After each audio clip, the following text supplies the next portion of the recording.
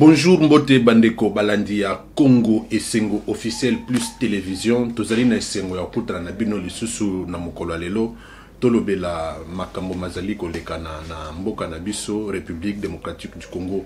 Un grand plaisir pour nous, vous savez, Congo Esengo officiel plus n'est pas là rien que pour l'actualité politique, sociale, sportive, je ne sais pas, tout ce que nous connaissons, mais nous pouvons aussi aborder des sujets qui nous concernent, nous, de la presse, nous, les professionnels des médias. Pour cela, aujourd'hui, nous avons un grand plaisir de recevoir pour vous, sur ce plateau de Congo Esengo officiel plus télévision, le président de l'Union nationale de la presse congolaise, UNPC.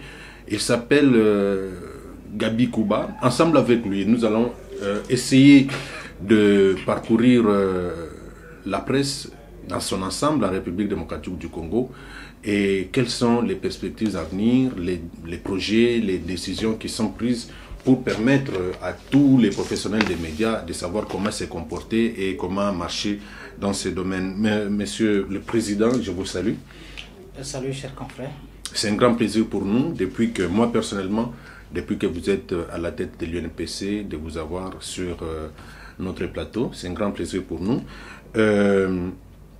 Depuis votre avènement à la tête de l'UNPC, pouvez-vous nous dire quelle est l'ambiance qui règne aujourd'hui au sein de la corporation? Merci pour cette question et merci pour l'opportunité que vous m'offrez à travers Congo Esengo. Ça fait pratiquement plus d'une année que je ne suis plus intervenu. Nous avons l'habitude d'intervenir sur les questions économiques. Vous avez jugé bon que nous parlions aujourd'hui de nous-mêmes. C'est vrai que les journalistes parlent plus des autres que d'eux-mêmes. Ouais. Or, il y a aussi beaucoup de problèmes au sein de notre corporation. Donc, il est temps pour nous de faire un examen de conscience et de voir ce qui marche et ce qui ne marche pas. L'ambiance au niveau de l'Union nationale de la presse du Congo, nous tentons de ramener la paix.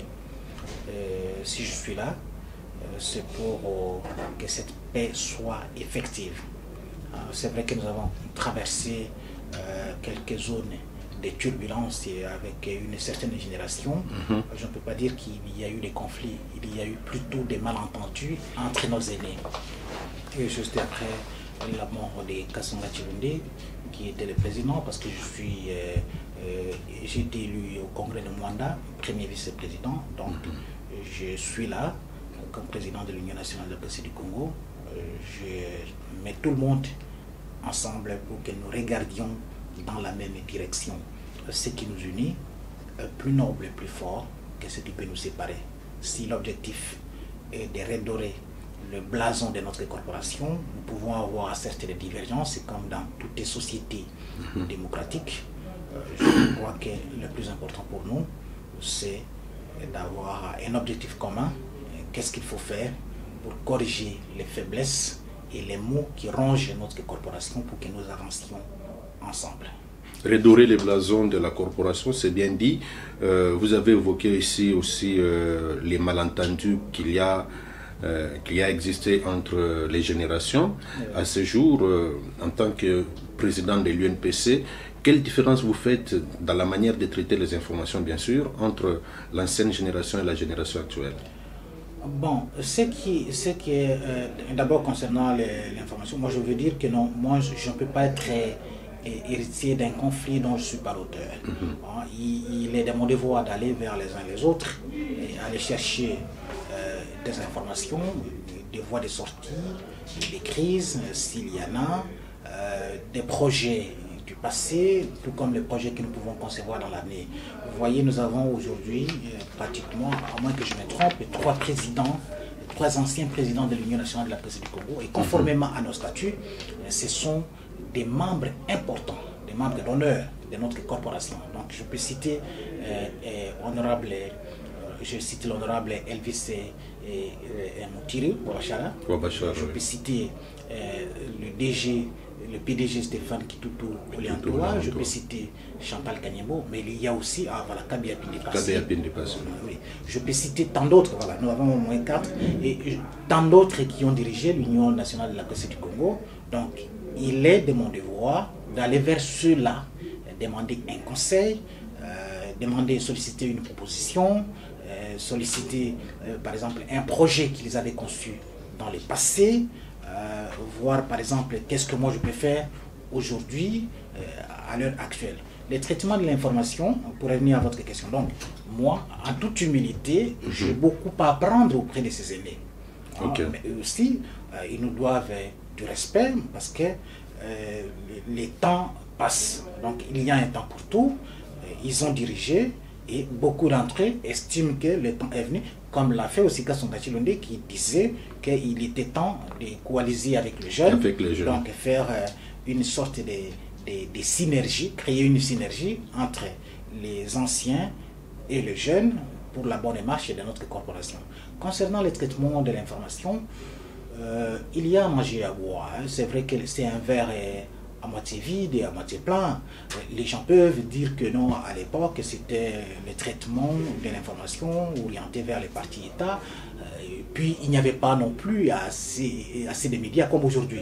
Donc, aujourd'hui, l'avènement de plusieurs médias, les médias classiques, et puis les nouveaux médias aujourd'hui nous donnent une diversité d'informations. Les traitements restent les mêmes. Même à l'époque, ce n'est pas que tous étaient comme dans une église où le pasteur disait Alléluia, Amen. Amen. Non, chacun avait son angle, chacun abordait l'information selon les principes journalistiques de base, mais on restait, c'est que ce soit les uns et les autres, je n'entre pas dans ces jeux. Est-ce que c'est l'ancienne génération qui faisait mieux le travail? Est-ce que c'est l'actuelle génération qui les fait aujourd'hui mieux? Tout ce que j'ai dit, tout simplement, les commentaires sont libres, les faits sont sacrés. Donc, restons, que ce soit l'ancienne génération, que ce soit l'actuelle génération, je dis tout simplement que restons factuels. C'est ce que je demande aux uns et aux autres, et à chacun de vous, au public, de juger. Moi, je ne peux pas dire que c'est tel qui a fait un bon travail à l'époque, et c'est tel autre qui le fait pas mal. Notre travail est là, et le public peut apprécier. Donc, quand un journaliste fait son travail, il ne le fait pas pour lui-même. Il est fait pour la société. Il est l'œil et l'oreille de la société. Oui. Aux autres de juger. En tout cas, nous allons revenir certainement sur cette question un peu plus loin dans notre émission. L'actualité, au moins dans notre secteur, c'est l'assassinat lâche de notre confrère Abou Tembo. Et moi, personnellement, je vous avais suivi à travers quelques radios qui émettent dans la ville de Kinshasa. En dehors de votre réaction sur ces ondes, dans certaines radios, où est-ce que nous en sommes à ce jour? Oh oui, ce n'est pas à Butembo, mais c'est plutôt à Mambasa. À Mambasa. À Lemba, c'est Joël Mumbere Moussavouli, qui est le dernier journaliste qui est assassiné. Mais bien avant, une semaine auparavant, un autre journaliste, Héritier Mayagane, a été aussi assassiné à Rutshuru, au Nord Kivu. Mambasa, c'est en Ituri. Et Rutshuru, c'est au Nord Kivu. Voilà. Mais bien avant aussi, il y avait deux autres journalistes qui étaient assassinés dans la même province du Nord Kivu. Donc, ce qui fait que nous avons un décompte malheureux pour nous. Depuis le mois de mai, la RDC a perdu 4 journalistes. Ce n'est pas parce qu'ils sont morts des maladies, mais ils ont été tués par des hommes armés. Donc là, c'est une indignation pour nous et nous protestons vigoureusement et nous condamnons fermement ces assassinats. Donc vous avez suivi les points de presse que nous avions animés, notre prise de position, comme d'autres associations professionnels des journalistes affiliés à l'Union nationale de la presse du Congo, comme journalistes en danger, comme Observatoire pour la liberté de la presse en Afrique, et tant d'autres associations qui avaient condamné fermement ces assassinats. Nous disons que j'aime souvent paraphraser l'actuel ministre de la communication et médias, Patrick Mouyaya, qui dit à chaque fois qu'un journaliste est arrêté, cela ressemble à un crash d'avion. Mais moi je dis, si une arrestation peut constituer un crash, c'est que l'assassinat d'un journaliste constitue un tsunami. Et 4, c'est inacceptable, c'est vraiment inacceptable. Et trop, c'est trop. Donc la RDC ne peut pas être classée comme un pays rouge pour l'exercice de la liberté de la presse. Jamais dans l'histoire de notre pays, on a perdu en l'espace de 3 mois 4 journalistes. Ce n'est pas parce qu'ils sont morts des maladies, mais c'est parce qu'ils ont été assassinés par des hommes armés. Mais on sait que l'Est du pays, c'est une zone en proie à l'insécurité depuis plus de 20 ans. pratiquement. Et là, la position de l'Union nationale de la presse du Congo est très claire. Il faudra une enquête sérieuse et minutieuse pour établir les responsabilités afin que les assassins de nos confrères soient sanctionnés conformément aux lois de la République. Et nous avons instruit nos comités provinciaux, les comités provinciaux de l'Union nationale de la presse du Congo, pour s'associer aux équipes des enquêteurs pour voir un peu plus clair sur ce qui s'est passé, parce que au Congo, il y a eu des enquêtes. On dit l'anecdote, hein, il y a une anecdote qui dit si pour enterrer un dossier au Congo, il suffit tout simplement de créer une commission d'enquête. Et c'est fini. Donc, on sait que la plupart des enquêtes n'aboutissent pas. Mais jusqu'où pourront durer ces pratiques. Donc, nous voudrons que cette fois-ci, que la lumière soit faite cette fois-ci et que cela s'arrête. Mais je reviens sur un fait. Oui. On ne peut incriminer personne à ce stade. Tout ce que nous avons constaté, toutes les informations que nous avons, et que nos confrères ont été tués par des hommes armés. Est-ce que c'est dans l'exercice de leur profession ou bien ils ont été ciblés comme des journalistes qui sont des témoins gênants, parfois qui ont accès à des sources d'informations compromettantes, ou bien ils ont été attaqués aussi comme des simples citoyens, c'est comme vous et moi. Ici, dans votre quartier, on peut vous ravir votre téléphone la nuit par des gangsters. Vous pouvez rencontrer des hommes en uniforme qui sont des brebis galeuses, mais ça ne veut pas dire que c'est dans l'exercice de votre métier de journaliste, parce que tout citoyen peut s'exposer également à ce genre d'attaque. Donc, seules des enquêtes sérieuses peuvent déterminer les circonstances dans lesquelles nos confrères ont été assassinés. En attendant les enquêtes, prenons le cas du dernier assassinat. Les informations que moi j'ai à ma possession, c'est que notre confrère était menacé, sérieusement menacé, notamment sur le fait qu'il abordait trop les questions sur l'état de siège dans cette partie du pays.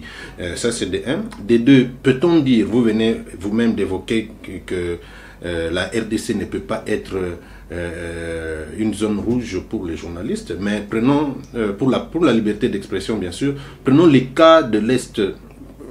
Est-ce qu'aujourd'hui, avec toutes les informations que vous avez, c'est facile pour les journalistes de mener à bien leur travail dans cette partie du pays?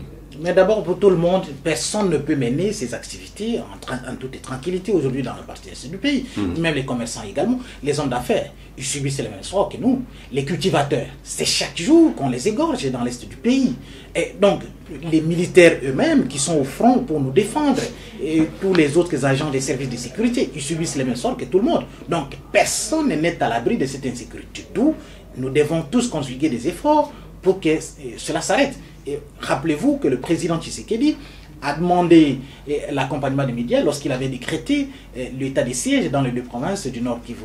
Mais lorsque les militaires eux-mêmes, les policiers, ceux qui sont censés sécuriser font l'objet des attaques, que dire alors des journalistes qui sont des civils sans moyens de défense face aux groupes armés?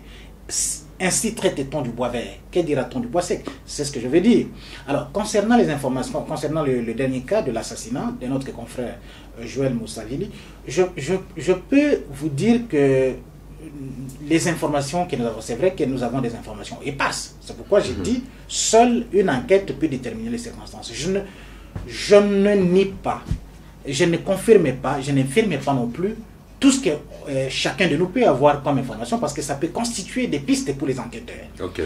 Mais dire qu'il relayait les informations sur l'état des sièges, qu'est-ce que ça veut dire exactement? Est-ce qu'il était contre que l'État, dans son travail, dans l'exercice de son travail, est-ce qu'il accompagnait l'état des sièges? Et est-ce qu'il était pris à partie par les bandes armées que le gouvernement légal est censé combattre? Ou bien est-ce qu'il relayait les points de vue des bandes armées qui sont hostiles au gouvernement de la République, ou bien qui créent cette insécurité-là?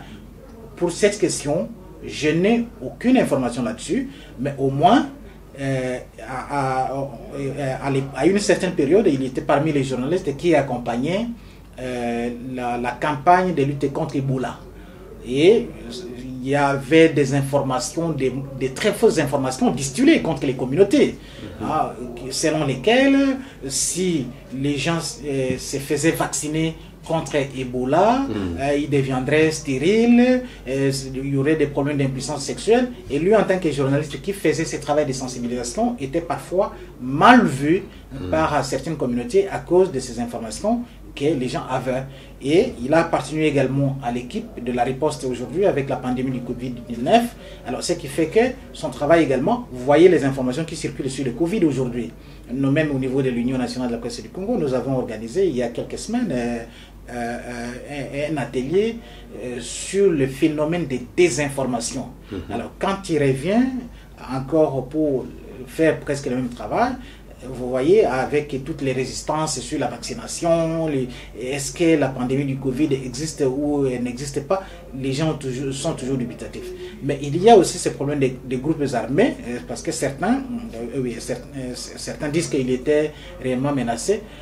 Bon, il était menacé par qui? Est-ce qu'il s'est plaint auprès des autorités compétentes? Parce que quand vous êtes menacé, la moindre des choses, c'est d'aller signaler ceux qui nous gouvernent, notamment la police. Vous n'avez aucune information sur ces menaces? Voilà. Je ne connais pas personnellement la nature. Parce que moi, je travaille avec nos comités. Nous avons un comité, voilà, nos sections provinciales qui sont sur place. Je ne suis pas au courant de la nature des menaces qu'il aurait reçues de la part de X ou Y. Mais s'il les avait reçus, est-ce qu'il avait banalisé? Est-ce qu'il avait alerté les autorités pour qu'ils soient en sécurité? Parce que des menaces, il faut quand même les prendre au sérieux. Dans une zone de tension, ce n'est pas à négliger. Donc sur ce point, il m'est hasardeux de me prononcer là-dessus parce que je ne connais pas grand-chose. Voilà. Président Gabi, vous parlez des enquêtes. Est-ce que ces enquêtes en question ont-elles déjà commencé? Si elles ont déjà commencé, est-ce que vous avez quelques informations sur ces enquêtes? Oui, mais vous savez, la procédure judiciaire prend du temps. Les criminels, vous savez, dans une zone où vous avez du mal à localiser. Ce n'est pas comme un assassinat où on vous attaque dans votre maison et puis on peut identifier les gens facilement.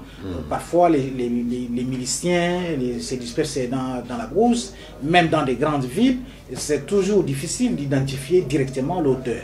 Alors, les investigations avaient déjà commencé. La police scientifique, la police criminelle, la police anti-criminelle a déjà commencé ces investigations-là et nos membres suivent attentivement. Il n'y a pas seulement que nos membres, nous avons aussi d'autres associations de la société civile. Donc les associations des droits de l'homme suivent attentivement l'évolution de ces enquêtes. Voilà, très chers téléspectateurs. Tout comme leurs maisons aussi, les maisons de presse pour lesquelles ils travaillaient, leur famille biologique aussi. Parce que nous sommes une famille professionnelle, mais il ne faut pas oublier que les journalistes qui sont tués sont ont des membres de famille. Ce sont des pères de famille, ce sont des parents, ce sont des enfants. Des gens, donc les familles aussi sont impliquées dans ces enquêtes. Vous avez compris, vous avez suivi certainement minutieusement le président de l'Union nationale de la presse congolaise, M. Gabi Kouba. Il est en train de donner sa lecture par rapport à la manière dont la presse évolue dans notre pays. Mais je voudrais qu'on aborde cette partie de l'émission en lingala pour permettre à tous ceux-là qui nous suivent, Président, vous permettez, qu'on aborde en lingala. Les loyaux, tu remarqué que les journalistes bakomi ko jouer rôle ya ba politicien na ba plateau. Binomoko peut déjà vous dénoncer qui activisme politique ya ba journaliste. Okoki ko expliquer biso président botiaki ba journaliste wana en garde. Biso to yebi ke ezalaka journaliste aleki na bilili pona kopesa makanisi na ye. Mais bino botie bango en garde. Bokebisi bango, bokebisi ba journaliste wana pona nini? To kebisi bango po to moni kenzela oyo bapanzisango bazui ezanzela na bisoté. Donc nous devons faire la part des choses. L'activisme politique, ce n'est pas le journalisme. Bisoto lingi que nos politiciens basana oya bango makambo. Mais o bango basalaka. On appelle ça biso comme matière. Biso balé to komata kango na télévision, na ba journaux na biso, na tout ça musana biso. Kasi yo nangai to ko sala musana bango te. Tout comme bango pe ba ko lingate. Mais ce que tali comportement bizali ya bande qu'on a biso depuis un certain temps. Mais au moins que balongwe na mosala oya biso ba koti na mosala oya politique. Yango biso na UNPC. Biso na UNPC to le biboye. Ceux qui ont ça la politique vous allez libre. Hein? Ya kotika mosala oya biso. Yango to kebisi bango. Parce que la plupart d'entre eux ont eu des ennuis avec des tierces personnes. Ont eu des ennuis avec la justice. Biso to le biboye. Un journaliste a à travers sa source d'information. Nous-mêmes, il nous arrive parfois, ce chiffre que non, bon, la DGI a produit 6 milliards 500 virgule boé, mais 6 milliards, ça ne donne pas autre chose. Ça, c'est une faute que l'on peut corriger. Oui. Que l'on peut corriger. Un journaliste, c'est un humain qui peut se tromper. Ce qui moutou qu'on a biso, a sali faute, na exercice et métier naïe. Une faute lié à la déontologie, lié à l'éthique. Biso to soutenir ndenge to salaka. Kasi soki ya sali musala o ya politique, ngai nazali journaliste on a soutenu kingani. Talaka comportement bande ko na biso. Il suffit que otanga kombo ya politicien moko, tu as une certaine presse derrière toi qui se ligue contre un confrère. Mais vous ne pouvez pas être un responsable. Par exemple, il y a l'État, aux gouverneurs à Kinshasa, aux bourgmestres il y a commune, aux gouverneurs il y a Équateur, aux ministres, aux mandataires d'entreprises publiques, sans vous exposer aux critiques des journalistes. Tout comme aux critiques de tout le monde. Parce que l'action que tu mènes, c'est en faveur de l'ensemble de la population. Tout le monde a le regard rivé sur vous. Tant que ça moussala, tu vas critiquer. Mais kasi, kolata et kazaka, oya politicien, oya biso to lingite. Yango biso na Union nationale de la presse du Congo to lobi boye. Oya kokoya na mbeba. En tant que politique, na kati activisme nae, qui se considère comme militant et parti, biso to kwa tate. Ceux qui ont la justice. UNPC mais non, UNPC a zolandela ba ba sala musala ya ba panzisango. Nous défendons les journalistes. Est-ce que l'UNPC qui verba oyobino bozo? Mais oui, mais l'UNPC défend les journalistes. Nous avons un collectif d'avocats. Hein? Nous avons des journalistes, moi-même depuis que je suis là. Rien que la ville à Kinshasa, 3 bassales déjà boloko. Qui les a défendus? C'est l'Union. Les avocats de l'Union. Basala ki boloko na katia musala ou bien na activisme politique. Basali boloko na katia musala na bango. OK. A publié information, moto akei a fundi a moni que non, eza yangote biso to keto défendre ba bimisie. O sali lisusu ba ke ba bimisie. O sali ba bimisie. Après vérification que information eza ya solo. Ah oui. Mais nous sommes un syndicat, nous sommes un groupe de pression. Oui, quoi que notre confrère fasse, nous sommes défendre bango. L'exercice est moussa na bango. Mais kasi yo sali moussa moussa. Et là le journaliste a eu téléphone ya moto. Ou bien ozu mutu ka moto. Yo kana kana ofuta na suka sansa. Ozu mbongo ti aki afundio. Wana biso to koyete. Ezala ndenge moko lokola oyo aki asali musala ya politique. Asali musala na ya journaliste te. Mais tala siko esika bato ebele bazali kokosa. Aza journaliste, alobino naza activiste, naza analyste politique. À quelle place mais oh azo sala.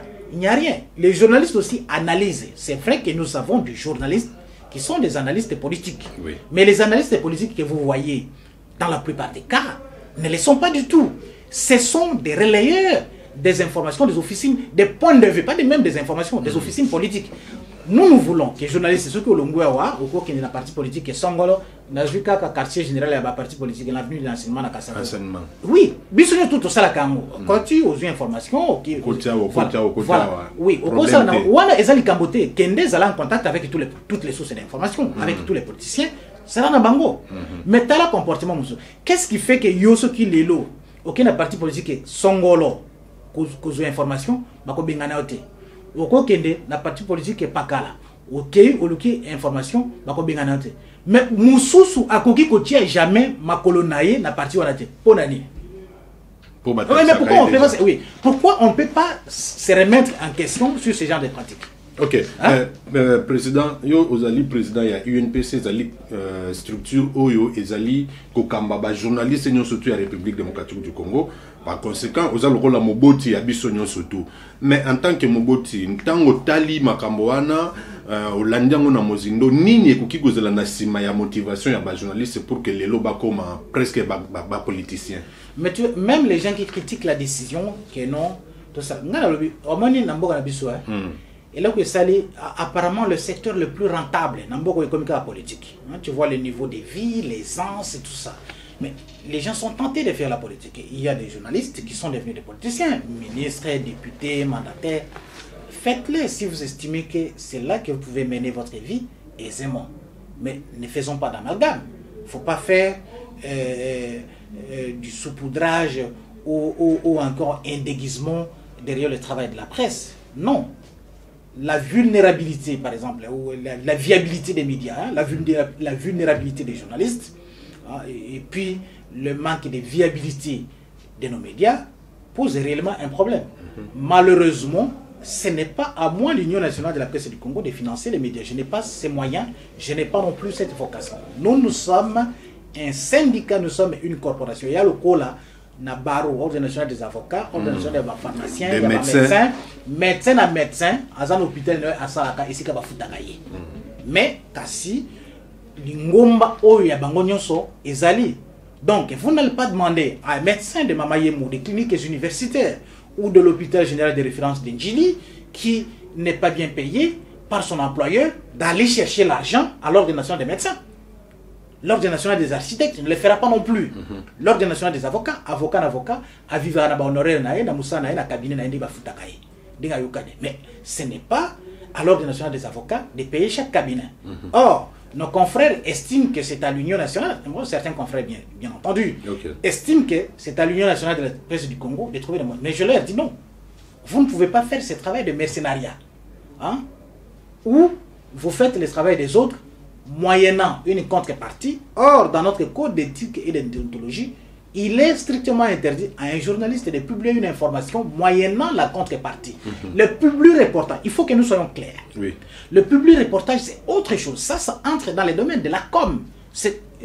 Par exemple, J20 Print, à l'Indiasa, la promotion et entreprise naïe. Je peux faire un public reportage moyennant moyennant une enveloppe parce qu'il y a la promotion, il y a 4 entreprises. Voilà. Et ça, la publicité. Et la principale source de revenus des médias, c'est la publicité. Et là, ce n'est pas le reportage. Mais qu'est-ce qu'on constate? Tout le monde a besoin de tout ça. Au moins, tout ça. Qui est un plateau de télévision, alobi, afingi, alobi, en train de vilipender les gens. Tant qu'on bimaboui, abengi, on a vu, Hollanda qui est, na bêtier mabé, tout ça. Mais non, pour être un bon juge, il faut écouter les deux parties. Quand bien même que j'ai obtenu l'information de ta part, mais il faut que j'aille vers quelqu'un d'autre pour avoir un autre son de cloche. Oui. C'est ça, il faut toujours croiser des sources. C'est ce qu'on demande aux journalistes. Alors, et là, il y a aussi un problème d'insuffisance. Insuffisance, c'est oui. Par exemple, au niveau de la formation. Il est strictement, il est un journaliste où il y a l'équipe académie, il y a journalisme. Où est l'école de journalisme. Depuis G1, on lui dit qu'un journaliste parle plus des autres que de lui-même. Un journaliste ne peut jamais, et dans notre code d'éthique et de déontologie, c'est ça. Comment voulez-vous qu'un journaliste a bandit que le bâtiment que non, n'a boyé, tout ça. On est un journaliste. Et un journaliste ne s'attaque jamais à un confrère. Nous pouvons avoir des divergences, même dans le conseil de rédaction, tant tout ça la Congo. Vous voyez qu'il y a des tiraillements entre nous. Mais le travail consiste, donc en réalité, c'est une opposition de contrariétés, mais non une opposition de contradiction. Travail dans la rédaction, c'est un peu non. Je sais que ça y est reportage. Ok, n'agita musuke no, moni, RVE basombi, 20 véhicules anti-incendie, n'aéroport Anjili, n'aéroport Andolo, yenango. Pas nécessairement yo mutu uti na reportage, mutu comme papier. Attention au commis, mutu mususu a corrigé yango. Même mutu a corrigé yango. Pas nécessairement celui qui va le rendre à tier voix naïe. Voilà. Même mutu a tier voix naïe. Ce n'est pas lui qui sera la présentation du journal. Ngai na kosa na don oyo sanango. Na kosa na don oyo sanango te. Yo kosa na mutu mususu a ibi okoma na kati ya rédaction. Mais il n'a pas une belle voix. Hein? Mususu a une belle voix, Mais il n'a pas, par exemple, un visage, le quoi bino bato à la télévision, un visage télégénique. Oh, bato balingi. Pour nous, Monica et Longina à la télévision, ça te donne parfois les dégoûts. Parce que ce qui fait la beauté, par exemple, d'un média, ce n'est pas seulement les fonds, mais aussi la forme. Tout ça, ça compte. Donc, Mutuna Mutu, Azana talent naïe. Mais travail sur quoi, et ça m'a rendu un travail équipe. Or, on m'a demandé qu'on a vu ce bélé. Et puis, il y a beaucoup d'arrivistes dans le métier. Hein? Mutunion surtout, oh, à Monique, à Rosa Moussala, oh, il y a tant que la classe T, allez. Oui, aïe, à comme journaliste. Et les lorsiko, le quoi là-bas, média, puis comme bélé. Parce que Kala, tant que c'est au Botami, tout ça, il y a la télé, tout ça. Télé, c'est 90, les antennes, Azap et tout ça. Bah, média, ah, Lelo. Yoko sala na yo bon pasteur Kingani TV ou kuna sali Jus télévision ou kuna sali balabala TV ou kuna radio lumière donc ce qui fait que invasion siko et kotina kati il y a profession donc chaque personne peut exercer le métier donc chaque pasteur na télévision na chaque politicien na radio na télévision na journal na donc mutu alors ce qui fait que les principes basiques il y a un journalisme, ce n'est plus respecté. Parce que les gens n'ont pas le même esprit, on n'a pas la même formation, on n'a pas le même entendement, et il y a beaucoup de gens, beaucoup de journalistes qui n'ont jamais lu les codes d'éthique et de déontologie. Jamais, ils ne l'ont jamais lu. Donc, il y a ça là, il y a Yebi, Nakati Yamutu Naye, mais il ne comprend pas qu'un journaliste a eu ça la beauté pour aller bien voter. Ça, c'est un problème d'ignorance. Mais aussi, dans l'académie, même au Bassalé, dans le but parce qu'il faut que nous soyons clairs. Il y a aussi des gens qui... Moi, j'ai fait le journalisme, mais il y a des gens qui n'ont pas fait le journalisme. Je ne peux pas dire que je suis mieux que ceux-là. Il y a d'excellents journalistes qui sont sortis des facultés de droit, pharmacie, médecine, économie, et qui sont mieux d'ailleurs que nous. Ngai, humblement, je ne peux même pas m'approcher. Il y a na cheville et batouana au basala journalisme. Mais on vous oblige, la loi vous oblige à faire un stage de 2 ans pour Ozala. Il y a corporation donc c'est que les autres ne font pas. Combien de gens font aujourd'hui les stages?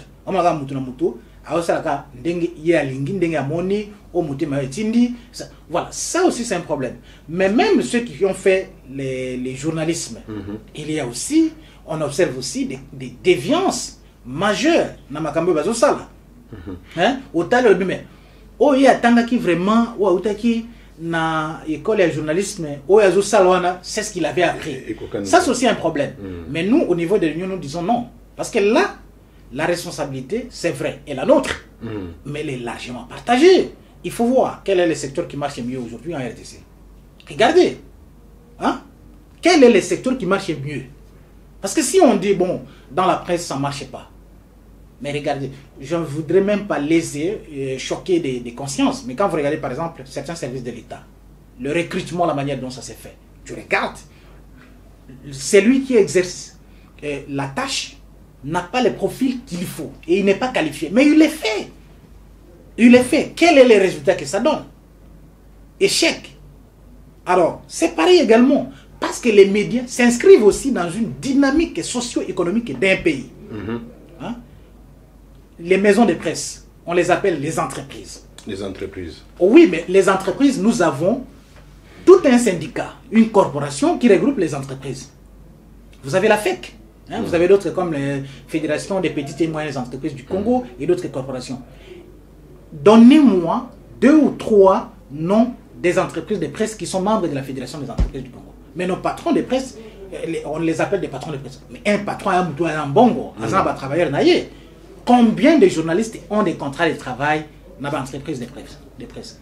Ces entreprises ne sont que des noms. Donc ça aussi c'est un problème économique qui n'est pas nécessairement lié à l'exercice du métier. C'est la logique.